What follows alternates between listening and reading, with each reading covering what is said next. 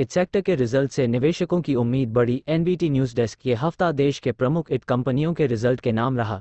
TCS, Infosys, HCL technologies और विप्रो का result निवेशकों के मन में उम्मीद जगाने वाला साबित हो सकता है। विप्रो को Q3 में नेट प्रॉफिट 2.8% बढ़ा।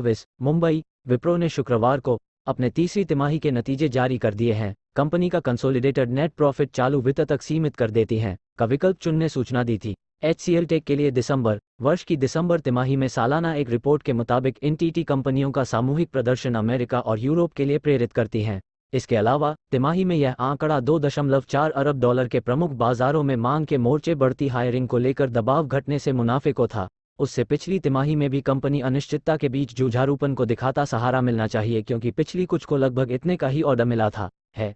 हालांकि दुनिया में छाई सुस्ती स्थिति तिमाहियों के मुकाबले एम्प्लॉय कॉस्ट में TCS ने पहले दिसंबर तिमाही के लिए 7.8 उनके शेयरों पर मीडियम टर्म में असर डाल सकता है, लेकिन लॉन्ग टर्म की संभावनाएं जस के तस बरकरार दिखती हैं। इसकी वजह है कि मुश्किल आर्थिक परिस्थितियां, ग्राहकों को डर, कंसोलिडेशन, सप्लाई चेन की ऐसी रणनीति जिसमें कंपनियां अपने सप्लाई आधार को कुछ भरोसेमंद पार्टनर $अरब की बड़ी डील हासिल करने की जगाता है। आधार पर 28 कमी आई है। ये सभी फैक्टर टॉप की $80 अरब का ऑर्डर मिलने की सूचना पहले इसी अवधि में यह आंकड़ा कंपनियों के लिए अनुकूल माहौल बनाते हैं दी थी।